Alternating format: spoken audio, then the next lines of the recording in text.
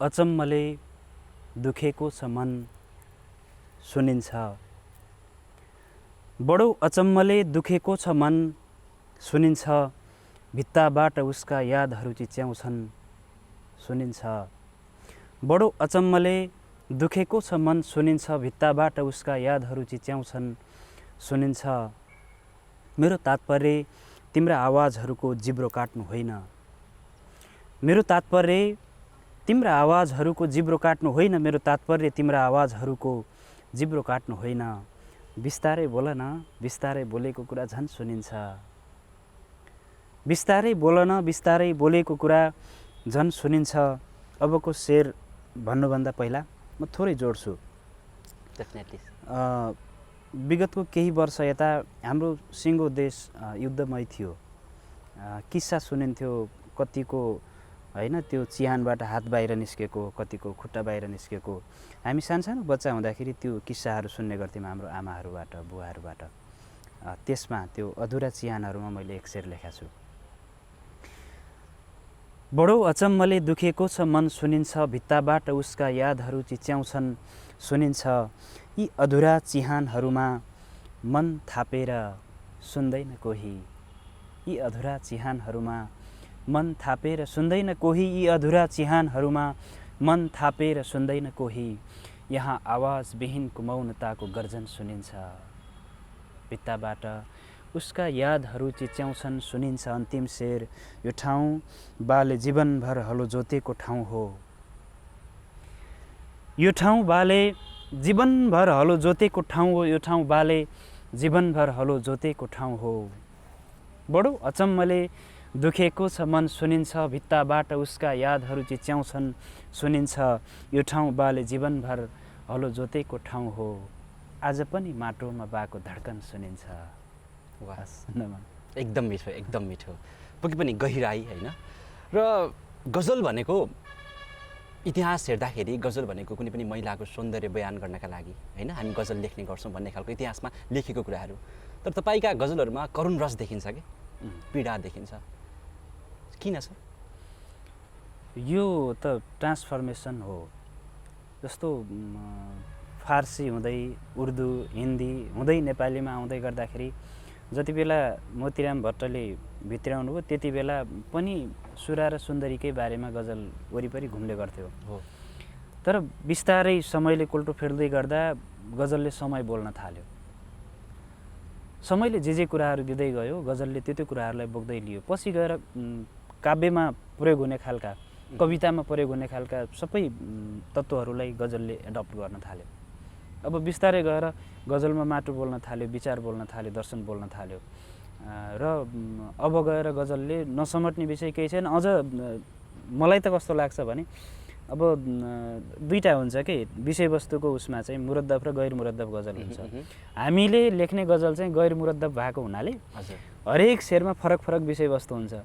अब एउटा शेरमा प्रेम बोले पनि अर्को शेरमा दर्शन बोलिरहेको हुन्छ, अर्को शेरमा माटो बोलिरहेको हुन्छ, अर्को शेरमा गएर अर्को कुनै चिज बोलिरहेको हुन्छ। अहिले सुफीको कुराहरू पनि आइरहेको छ होइन। त्यो भएको हुनाले गजल अब प्रेम र युवती अथवा त्यो प्रेमालापमा मात्रै सीमित रहेन होइन। यसको दायरा बढ्दै गयो।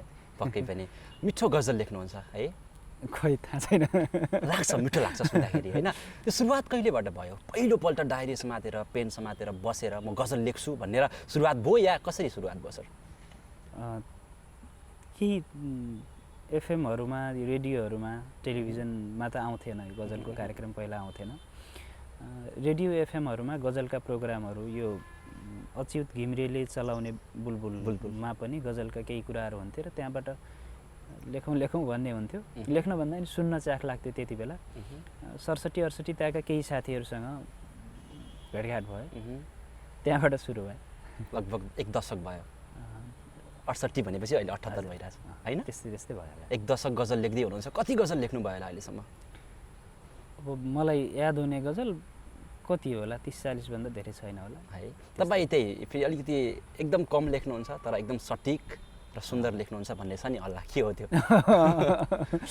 यस्तो छ, अब त्यो म लेख्छु नै अथवा कसैले सुनिदियोस् नै अथवा साहित्यमा लागेर केही गरिहालौँ भनेर भन्दा पनि त्यो अनुभूतिहरू ठोकिन आउँदाखेरि त्यसलाई शेरमा रूपान्तरण गरिदिने हो, त्यसले आफूलाई सन्तुष्टि मिल्ने हो। अझै त कस्तोसम्म भने मैले अरूलाई सुनाउनु पाइनँ भने पनि आफूलाई सुनाउँछु, मक्ख परेर बस्छु। रमाइलो लाग्छ आफूलाई सुनाउन, राम्रो लाग्छ है। सर एक दशक यो हुन्छ नि साहित्यको यात्रा भनौँ न एक खालको, हजुर। कस्तो रह्यो सर? बाधा अवरोह त्यति बेला तपाईँ 10 वर्ष अगाडि तपाईँले स्टार्ट गर्ने बेला होइन, त्यो कुन मनसायले लेख्नु भएको थियो र आज कहाँसम्म आइपुग्यो जस्तो लाग्छ गजल लेखेर? अब सुरुवातमा त हामीले जिन्दगी नै लेख्ने भनेर सुरु गऱ्यौँ। आफूले जे भोग्यो अनुभव नै लेख्दो रहेछ मान्छेले। जतिसुकै दर्शनहरू पढे पनि, जति पुस्तकहरू पढे पनि मान्छेले लेख्ने त आफूलाई नै रहेछ। त्यसरी नै लेखिन्थ्यो। अब कहिलेकाहीँ त रातभर पनि त्यो होइन हुटहुटी हुन्थ्यो के, त्यो लेख्नकै लागि 2टा 3टा 5वटासम्म गजलहरू त्यो क्वालिटी नआए पनि जस्तो पाए त्यस्तै लेख्ने, जसरी हो लेख्ने भन्ने खालको मात्रै हुन्थ्यो। पछि गएर होइन यो सङ्ख्या मात्रै होइन रहेछ, अलिक फरक रहेछ, चिज चाहिँ अलिक फरक रहेछ भन्ने थाहा भइसकेपछि त्यो गति घट्यो। त्यही अब यो गजलमै तपाईँले सुरुवात गर्दाखेरि अब गजलमै म भविष्य देख्छु भनेर सुरुवात गर्नुभयो या रहर एउटा जुनुन हुन्छ नि? जुनुन हो, जुनुन मात्रै। भविष्य भन्ने त थाहै भएन त्यो। अब त्यो कमाउँछु भनेर त साहित्यमा कोही पनि लाग्दैन। तर अब लाग्दै गर्दाखेरि पछि गएर एउटा सम्भाव्यता चाहिँ हुन्छ नै, हरेक ठाउँमा हुन्छ त्यो सम्भावना। तपाईँले यो जिन्दगीलाई कसरी लिनुहुन्छ सर? हुन्छ नि यो जिन्दगी फ्युचर हामी भनिरहेको हुन्छौँ नि त प्रायः त होइन, अहिलेको युवा पिँढीको पनि सोच केही गर्नुपर्छ लाइफमा भन्ने खालको छ नि त। तर एक खालको तपाईँले कुरा गर्नुभयो, जस्तै म साहित्यमा लाग्दा कुनै पनि त्यस्तो मलाई त्यो कुनै पनि इच्छा आकाङ्क्षाहरू थिएन हुन्छ नि, त्यसप्रति मैले यो पाउँछु भनेर लागेको होइन भन्ने कुरा गर्नुभयो। के लाग्छ तपाईँलाई यो कुरा? के भनौँ, त्यो इच्छा आकाङ्क्षाको कुरा गरौँ कि जिन्दगीको? जिन्दगी कुरा गरौँ न है। जिन्दगी त बाँच्ने बाटो न हो। यसमा हामीले भनौँ न द्रव्य कमाउने कुराहरू छन्, पैसा कमाउनुपर्छ भन्ने एक खालको प्रेसर छ नि त अहिलेको युवा पिँढीलाई त। त्यो त छ, सबैमा हुनुपर्छ। तपाईँले ब्यालेन्स गरे जस्तो लाग्छ मलाई के हो सन्तुलन हुन्छ नि होइन? नै यस्तो हो, फेरि कस्तो हो भने जस्तो हजुरले भनेको कुरा सही हो, ब्यालेन्स हुनुपर्छ। किनभने म जीविकोपार्जनको लागि बहुत स्ट्रगल गरेको मान्छे हो, त्यो भएर पनि मैले त्यसको महत्त्व बुझेको छु। यद्यपि मैले साहित्य लेख्ने कुराहरूमा त्यसको अपेक्षा नराखौँला, त्यो फरक कुरा रह्यो। तर बाँच्नका लागि त मैले केही न केही गर्नै सक्छु। त्यही मैले भनिरहँदाखेरि मैले जोड्न चाहेको चाहिँ युवा पिँढीहरू जो चाहिँ म हुन्छ नि गजल लेखेर नै जीवनयापन गर्छु भन्न चाहिँ अलिकति गाह्रो। अहिले छैन, अहिले अवस्था छैन, तर हुनै सक्दैन भन्ने पनि होइन। फेरि त्यो जस्तो गजल लेखेरै जिन्दगी बन्छ भन्ने चाहिँ होइन, अथवा जीविकोपार्जन भइहाल्ला, मेरो दैनिकी चलिहाल्ला भन्ने चाहिँ गजलमै त्यो नहुन सक्ला। तर पछिल्लो समय आएर गजललाई गीतको केही क्वालिटीहरू दिएर गाइएका उदाहरणहरू पनि छन्। त्योबाट पनि अब हामीले होइन कतिसम्म आम्दानी हुन्छ त्यो त ठ्याक्कै हामीले तोक्न अथवा होइन त्यो मलाई पनि नलेज छैन त्यति। तर भविष्यमा केही न केही होला। जस्तो गीत गाएर अब कति गायकहरू बाँच्नु भएको छ, कति रचनाकारहरू बाँच्नु भएको छ, यो स्थिति गजलको पनि आउँछ। तर त्यसको लागि अब केही प्रक्रियाहरू छन् जो एकदमै जटिल छन्। गजललाई जनमानससम्म पुर्याइदिन पर्यो, हरेक मान्छेले गजललाई बुझिदिन पर्यो र त्यसको रस चाहिँ होइन आम मान्छेले चाहिँ चाख्दिन पर्यो कि। एक्ज्याक्टली त्यो सुन्नु पर्यो, त्यसको माग बढ्नु पर्यो होइन, गहिराई छ त्यसमा, त्यो बुझ्ने मान्छे चाहियो फर्स्टमा। हामीलाई त्यो भ्युअर्स अडियन्स पनि चाहियो नि त फेरि। चाहियो, त्यही तपाईँले भन्न खोजेको त्यो कलाप्रति, कलाको त्यो हुन्छ नि रस बुझ्ने मान्छे चाहियो हामीलाई। हो, अब यसरी हेर्दै गर्दाखेरि त होइन जस्तो अन्य क्षेत्रको जस्तो गायक नै भनौँ, गीत लेख्ने मान्छे नै भनौँ होइन, गीतकारदेखि लिएर होइन अब त्यो चलचित्रकर्मीहरू भइहाल्नुभयो, एउटै त हो नि। अनि अझ मेहनत बढी यहाँ लाग्छ कि। हो नि, मेहनत बढी यता लाग्छ होइन। र पनि अब उहाँहरू त बाँचिराख्नु भएको छ किनभने उहाँहरू जनमानससम्म पुग्न सक्नु भएको छ। र गजल होइन, कविता, यी कुराहरू पनि मान्छेले सुन्न थाल्यो भने पछि अहिले कयौँ स्टेज प्रोग्रामहरू हुन्छ, त्यहाँ गजलकारहरू आफ्नो मूल्य तोकेर जानुहुन्छ होइन। मैले पनि त्यो गरेको छु कति ठाउँमा होइन। अनि यी कुराहरू चाहिँ पछि डेभलप हुँदै गएर अलि एडभान्स भयो भने र स्वयं स्रष्टाले आफ्नो मूल्य आफूले तोक्न सक्ने स्थिति भयो भने, जस्तो अहिले हामीले कुनै लोकगायकलाई एउटा स्टेज प्रोग्राममा ल्याउनुभन्दा पहिला आयोजकले गोजी छाम्नै पर्छ कि। यदि गजलमा त्यो स्थिति आयो भने त बाँच्न सकिन्छ नि त। त्यो अलि छैन अहिले है, अहिले चाहिँ छैन त्यो, अहिले त्यो छैन। किनभने जनमानसले बुझेको छैन क्या गजल भनेको। यसरी अब यो होइन यो गजलकै बारेमा टिभी प्रोग्राम हाम्रै एन्ट्रीबाट कतिवटा भयो होला न अहिलेसम्म? भएनन् नि, भएनन्। यो मेन स्ट्रिममा आएको छैन भनौँ न। हो, ठ्याक्कै त्यही कुरा हो। तर अब भविष्य नै छैन भन्ने पनि होइन फेरि। केही न केही त छ, केही न केही छ र त यत्रो जमात फेरि लागिरहेको यो छ नि अहिले सामाजिक सञ्जाल छ हामीसँग होइन हो। सामाजिक सञ्जालले पनि त्यो गजललाई त्यो बुझ्ने मान्छेहरूसँग ठ्याक्कै पठाउनको लागि एकदमै ठुलो भूमिका निर्वाह गरे जस्तो लाग्छ कि मलाई किनभने धेरै गजलकारहरू अहिले हाम्रो सामाजिक सञ्जालमा एक्टिभ देखिनुहुन्छ कि तपाईँ अलि एक्टिभ त हो तर त्यति धेरै एक्टिभ नभए जस्तो लाग्यो यो यस्तो हो सामाजिक सञ्जालले एउटा धेरै राम्रो काम गरेछ, गजललाई धेरै मान्छेको मनसम्म पुर्याइदिएको छ। तर सामाजिक सञ्जालमा भेटिने धेरै गजलकारहरूको गजलहरू को क्वालिटी कम हुन्छ। त्यसले गर्दा कस्तो हुन्छ भने अन्य विधामा कलम चलाउने मान्छेहरूले गजललाई हेर्ने दृष्टिकोण फरक छ। जुन तत्त्व गजललाई जसरी बुझ्नुपर्ने हो त्यही मान्छे भनौँ न एक प्रकारले सस्तो कुरा सबैले मन पराउनु भयो हो, त्यही हो। अनि सजिलो लाग्यो मान्छेलाई, के लाग्यो भने गजल भनेको जे लेखे नि हुने रहेछ, सामान्य कुराहरू लेखिदियो, त्यसमा धेरै मेहनत गर्नै परेन, खालको बुझिरहेको धेरै स्रष्टाहरूको त्यो छ होइन। त्यो भएको हुनाले गजलमाथि चढ्न नसकेको हो कि एकदम यो त एकदमै गहिरो कुरा जुन रियल आर्टिस्ट छ जुन होइन रियल एउटा गजलकार छ उसका गजलहरू जनमानस समक्ष पुगेनन् तर अब सो कल्ड गजलहरू पुगे अनि त्यो गजलको परिभाषा नै अलिकति फरक भइदियो। त्यो परिभाषा फरक भएको त होइन तर बुझ्नेहरूले त्यसरी बुझ्थे है। कस्तो गाह्रो कुरा के है। तपाईँलाई के लाग्छ अब कसरी जाने कसरी अगाडि बढ्ने भन्ने तपाईँको के छ? गजल लेखिरहने यही तपाईँको यो गति यही नै हो या अझै राम्ररी लाग्नुपर्छ सशक्त रूपमा भन्ने छ के छ? होइन, लाग्नुपर्छ। त्यसको लागि अब गजल मैले सुरुवातमा लेख्दै गर्दाखेरि हजुर जस्तो यो एउटा पठारको अवस्था आउँछ लेख्दै गर्दा। हजुरले राम्रो 8वटा 10वटा गजल लेख्नुभयो भने त्यसपछि स्टप हुन्छ, रोकिन्छ, त्यसपछि आउँदैन, गजलै आउँदैन। त्यो अवस्थामा अध्ययनको कुराहरूलाई ग्राह्यता दियो भने चाहिँ अब यता अध्ययन पनि हुन्छ, त्यसपछि अझ राम्रो गजलहरू निस्किन्छ। अलि पछि धेरै स्रष्टाहरूमा के छ भने भर्खर लाग्नु भएको होइन, जस्तो हामी जस्तै हाम्रै सहपाठीहरूमा पनि के छ भने गजल लेख्यो अनि त्यसपछि 2-4वटा लेखिसकेपछि बन्द हुन्छ क्या। अब त मलाई आउन छोड्यो, यो बेकार रहेछ, म सक्दिनँ भन्ने खालको सोच लिएर अनि पलायन हुने खालको छ। हाम्रै अग्रजहरू पनि कति पलायन हुनुभएको छ होइन। उहाँहरूले यो कुरालाई बुझिदिनु भयो भने चाहिँ अझै राम्रो आउँछ पछि। त्यो गजल लेख्ने त्यो हुन्छ नि त्यो कसरी डेभलप हुँदो रहेछ? त्यो एउटा अध्ययन गरेर हुने भयो? अध्ययन हो है, अध्ययन हो। अब व्यक्ति पछि गजलकार पछि अध्ययन गर्ने शैली र त्यो चाहिँ फरक हुन्छ, संस्कार फरक हुन्छ। कसैले किताबै पढ्नुहुन्छ होला, कसैले फेसबुकमै हेरेर पनि सिक्नुहुन्छ, कतिले युट्युबहरूमा भिडियोहरू हेर्नुहुन्छ होइन, कति त अब होइन गजलको सिद्धान्त नै घोकेर बस्नु भएको छ। यद्यपि त्यो मलाई कहिले आएन आफ्नो आफ्नो शैलीको कुरा हो है। साँच्चै त गजलमा पढ्नुपर्छ भन्नुभयो, तपाईँ पढ्ने मान्छे पनि हो जस्तो लाग्यो मलाई होइन। मैले गजलको सिद्धान्त चाहिँ पढेको, सिद्धान्त नै किताबहरू हुन्छ नि, गजल चाहिँ पढेको छु। गजल पनि जस्तै गजल लेख्नको लागि चाहिने कुराहरू हाम्रो कफी हाम्रो के आयो हट लेमन आयो, सल्लाह हट लेमन राख्थ्यो एउटा है। Thank you. हजुर कतिको पढ्ने मान्छे हो सर? म चाहिँ कतिको भन्दाखेरि एभरेजमा आफूलाई यस्तो हुन्छ, पढ्ने कुराहरूमा चाहिँ म कन्जुस छु, अत्यन्तै कन्जुस छु। सबै किताब पढ्नुपर्छ भन्ने मान्यता म राख्दिनँ। मन परेको किताब 3 पटक पढिदिन्छु है। कतिपय उहरू चाहिँ मनपर्छ क्या, धेरै मनपर्छ, त्यस्तो पुस्तकहरू म 2-3 पटक पनि पढिदिन्छु। तर किताब आफूलाई मन नपरी पढ्नुपर्छ भन्ने लाग्दैन। त्यो आवश्यक पनि होइन। आफ्नो रुचिको कुरा एकतिर हुन्छ, राइटरले फरक कुरा लेखिरहेको हुन्छ, चित्त बुझ्दैन भने किन पढ्ने? पढ्ने कुरा सन्तुष्टिको लागि हो। कस्तो किताब पढ्नुहुन्छ तपाईँ? मलाई दर्शनहरू मनपर्छ, उपन्यासहरू पनि, अनि कतिपय पुस्तकहरू चाइल्ड साइकोलोजीमा लेखेका केही पुस्तकहरू मलाई अति मन परेको। दर्शनको कुरा भयो होइन, तपाईँको जिन्दगीप्रति तपाईँले हेर्ने तपाईँको दर्शन चाहिँ के हो त? फिलोसफी अफ लाइफ भन्छौँ नि हामी। अनुभव हो। अनुभव, गीता मिथा होइन, सबै अनुभवहरू सँगालेर जेसुकै पढे पनि हामी बाँच्ने आफ्नो अनुभवमै हो। कुनै समय यस्तोसम्म थियो मैले आफ्नो जिन्दगीलाई म यो तरिकाले बाँचेको भन्न लाज कहिल्यै मानेन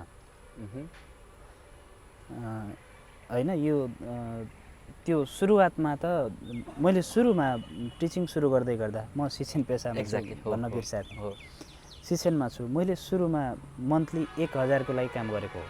1000 है, महिनामा 1000 कमाउँथेँ मैले कुनै समय। त्यसपछि मैले आफू बाँच्न र आफ्नो परिवार बचाउनलाई यो भरैया महादेवपुरी यी हरेक जङ्गलको कुना कुनामा धाएको छु, त्यहाँबाट दाउरा ल्याएर बेचेर उ गरेको छु। अनि पछि जोतेर पनि टारियो कति वर्ष होइन।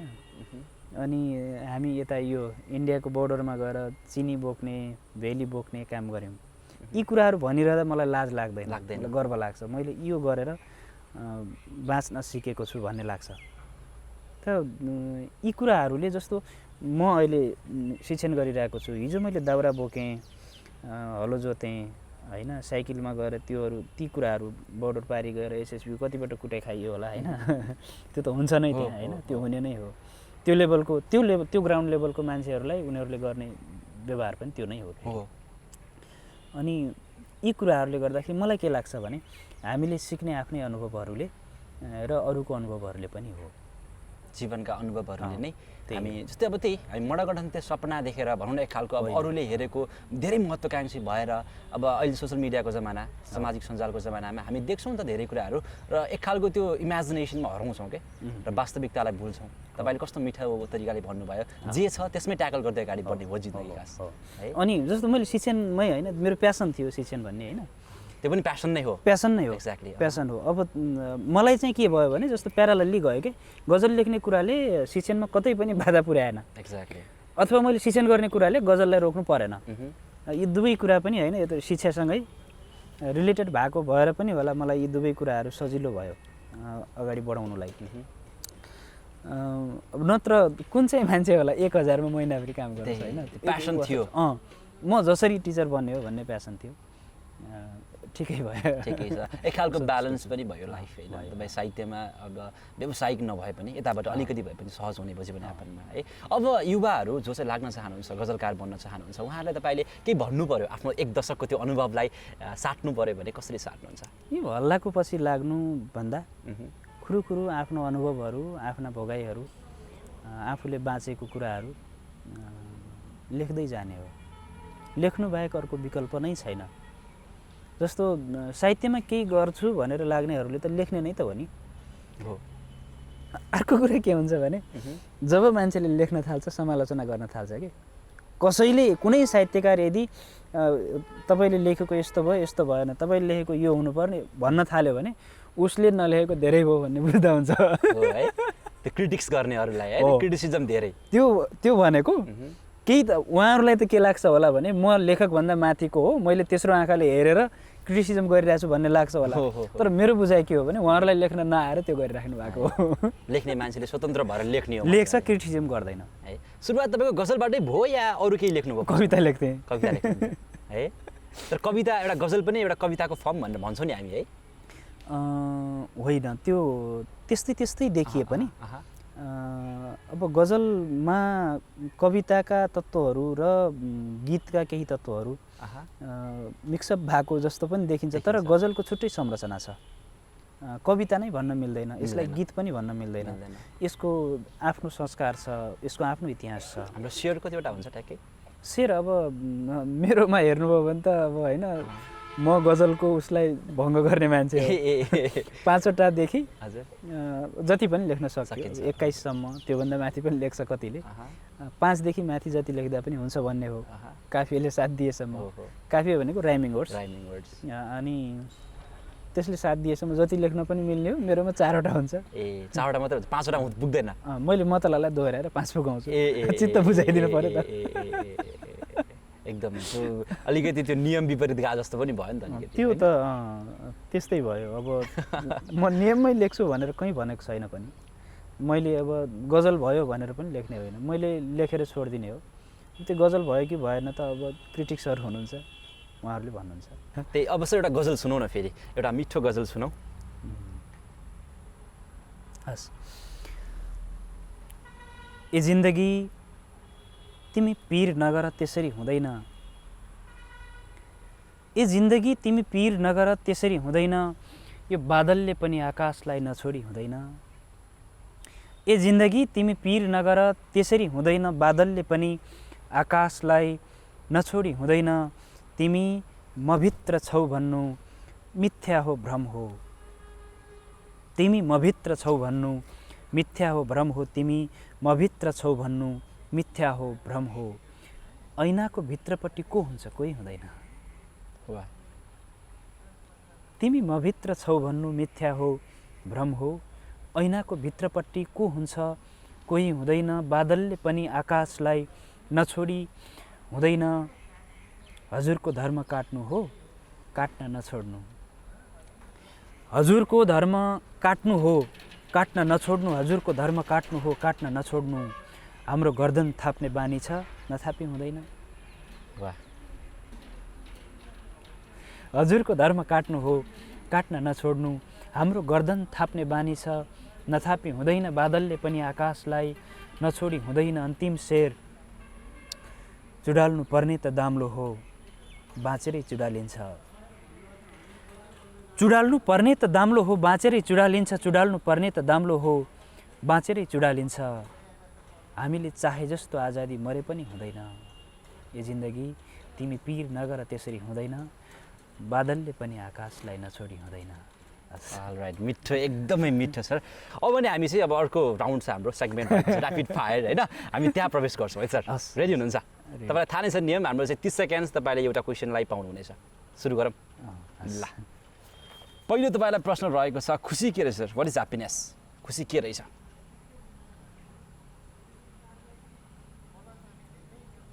बाँच्न पाएको छौँ त्यो नै सबैभन्दा ठुलो खुसीको कुरा हो हामी जीवित छौँ अल राइट सर पैसा या नाम के रोज्नुहुन्छ दुवै गर्न मिल्दैन नाम नाम रोज्ने अल राइट आफूलाई एउटा वाक्यमा परिभाषित गर्नु पर्यो भने कसरी गर्नुहुन्छ बाँच्नकै लागि जे पनि गर्न सक्ने एउटा प्राणी हो अल राइट एकदमै ब्युटिफुल र एकदमै गहिरो खालको जवाफ तपाईँ दिइरहनु भएको छ डिप भन्छौँ नि हामी सर अर्को प्रश्न रहेको छ तपाईँको मन परेको किताब के हो तपाईँलाई मन परेको किताब मैले राइटरको नाम बिर्सेँ त्यो चाइल्ड साइकोलोजीमा थियो तोत्तो चान जापानिज राइटरको नेपालीमा अनुवाद भएको किताब तोत्तो चान अर्को प्रश्न तपाईँलाई रहेको छ तपाईँको मन पाएलाई मन परेको कोटेसन के हो if you want peace something के रेडी फर वार थियो बिर्सेँ if you want peace ready for war be ready for war nice हामी अर्को प्रश्नतर्फ अगाडि बढ्छौँ तपाईँको मनपर्ने कुरा के हो आफ्नो आफ्नो मनपर्ने कुरा मलाई मनपर्ने यस आफ्नै तपाईँलाई मनपर्ने कुरा के छ म आफै हो आफै सबभन्दा धेरै म आफैलाई मन पराउँछु एकदमै राम्रो एकदमै राम्रो हामीले आफैलाई मन पराउनु पर्छ सबैभन्दा धेरै होइन र अर्को प्रश्न रहेको छ तपाईँलाई आफ्नो मन नपर्ने कुरा के हो मेरो अहम अहम अहम छ है मन नपर्ने कुरा छ त्यो म हटाउँछु भनेर पनि सक्दिनँ है छ अब क्या हाल्दैन नि तपाईँले गर्न खोजेको तर गर्न नसकेको काम के हो सर प्रेम प्रेम हामी अर्को प्रश्नतर्फ लागौँ तपाईँको कमजोरी के हो तपाईँको विकनेस के हो सर मजाक मजाक भन्नाले साथीहरूसँग बढी मजाक गरिदिन्छु पछि रिसाउनुहुन्छ अनि मलाई फिल हुन्छ मैले नगर्नुपर्ने भन्ने है हजुरले मलाई हेर्दै गर्दा त्यसरी जज गर्नु भएको छैन होला हजुर हजुर अलिक बढी ज्यामेन बढी मजाक गर्छु ए त्यो एकदम राम्रो कुरा पनि हो एक प्रकारले त होइन यतिसम्म त होइन कि मैले आफ्नो टिचरको पुछर बनाइदिउँ होइन त्यस्तो त होइन त्यही पनि तपाईँ किन यो त मलाई त स्ट्रेन्ज लाग्छ क्या अहिले सबल पक्ष जस्तो लाग्छ मान्छेहरूको किनभने मजाक गर्न सक्ने क्षमता धेरैमा नै यस्तो हो जस्तो त्यो क्षमता नै हो भने ठिक छ ह्युमर के तर कस्तो हो भने जुन मजाकले आफूलाई पछि रिग्रेट फिल हुन्छ त्यो चाहिँ कमजोरी नै हो रिग्रेट भएको छ त्यसो भए तपाईँलाई हुन्छ नि है हुन्छ हुन्छ त्यो पक्कै पनि तपाईँको सबल पक्ष के हो आफैले भन्नुपर्दा म व्यवहारिक छु व्यवहारिक हुनुहुन्छ त्यो रियालिटी वास्तविकतामै तपाईँ हुनुहुन्छ है त्यो मिठो मिठो जवाफ तपाईँबाट सिक्न सक्ने 3वटा कुरा के हो 3वटा हजुर एउटा त भइहाल्यो म व्यवहारिक छु होइन व्यवहार सिक्नु पर्यो अनि अर्को कुरो हाँस्न सिक्नु पर्यो हाँस्न सिक्नु एक्ज्याक्टली स्माइल गर्न पर्यो अनि नहाँस्नु पर्ने ठाउँमा पनि हाँस्न सिक्नु पर्यो ओहो हाँस्नु भन्नाले त हाँस्नुपर्ने कुराहरू मात्रै पनि हुन्छन् जस्तो कति कुराहरू त आफूलाई दुख्ने कुराहरू पनि हुन्छ नि त्यति बेला म त्यो ठाउँमा पनि हाँसेर टार्दिन्छु त्यो जटिल छ सिक्न त्यो जटिल छ तर सिक्नुपर्छ त्यही त्यो देखिन्छ सर तपाईँ एकदम एकदम मिठो मुस्कान पनि छ तपाईँ हाँस्नु पनि हुन्छ होइन जे होस् भन्छन् नि फेरि एउटा साइकोलोजी छ नि एउटा हुन्छ नि धेरै हाँस्ने मान्छेहरूको मनमा चाहिँ धेरै पीडाहरू हुन्छ अरे जस्तो कतिपय ठाउँमा त होइन अर्काले दुखाइरहेको हुन्छ नहाँस्दा पनि हुन्छ त्यो ठाउँमा फरक एक्सप्रेसन पनि हुनसक्थ्यो होइन, तर हाँसिदिनुपर्छ क्या है। उसलाई नमिठो नलागोस् न त। एकदम मिठो सर, एकदम मजाको गफगाफ भइरहेको छ। हामी अर्को प्रश्नतर्फ लागौँ। तपाईँले आफ्नो मृत्यु अगाडि 3वटा कुरा गर्न मन लागेका कुराहरू के छन्? अब त्यस्तो मैले गर्नुपर्ने त्यति धेरै महत्त्वाकाङ्क्षा छैन। एकचोटि त्यो लिपुलेकमा गएर झन्डा गाड्न मन लाग्थ्यो है। एउटा कुरा थियो, अर्को अब अर्को त आइरहेको छैन त, के गर्नु आइरहेको छैन। ल ठिक छ सर, अब हामी यो के अरे ऱ्यापिड फायर राउन्ड चाहिँ हाम्रो सकिएको छ। अब हामी चाहिँ एउटा तपाईँलाई अन्तिम प्रश्न गर्न चाहन्छु। हामी कार्यक्रमको अन्तिम अन्तिममा पनि छौँ।